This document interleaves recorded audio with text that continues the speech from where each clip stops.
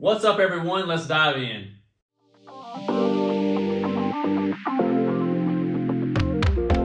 So today we're going to be talking about the book of Psalms. The main idea with the book of Psalms is that it expresses worship. Throughout its many pages, Psalms tries to encourage people to praise God for what He has done and who He is. The Psalms illuminate the greatness of our God, affirm His faithfulness to us in times of trouble, and remind us of the absolute greatness of His Word. As the Psalms present a clear picture of God lovingly guiding His people, their responses of praise and worship are never far from the writer's pens.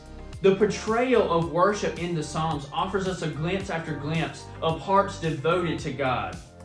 Individuals repentant before Him and live lives changed through encounters with Him.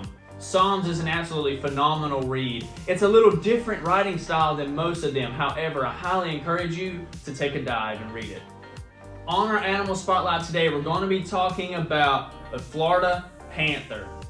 Now, the Florida Panther, males can be 7 feet from nose to tail and average about 130 pounds. Females are about 30% smaller. They're very rare. FWC estimates between 120 and 130 individual Florida Panthers. Now, they're mainly found like south of Orlando, especially in the Everglades. There's a lot of controversy around here where people are saying they see Florida Panthers. I personally never seen one. I don't know anyone who ever seen one, but I certainly have heard the tall tales of people seeing one. Again, they're really not found north of Orlando. Due to the long development period of the juvenile panthers, the mothers will only breed about every 2 years. They typically have about 2 young, but they can have as many as 4. The kittens are marked with a thick black spot which begins to fade as the kitten grows. The spots are usually gone by 6 months of age. These big cats are strictly carnivores. They eat anything from the deer to the raccoon, armadillos to wild hogs. I know FWC for years has been working diligently to try and figure out how we can increase this population. But nonetheless, I know they're working hard, and if we can do anything to help, preserve this animal, I think we should do anything we can. On today's financial topic, we're going to be talking about credit scores. Now, what is a credit score? A credit score is basically a number lenders use to help them determine how likely you are to repay them on time. Basically, how good to your word are you? Are you good for the money that we are loaning you?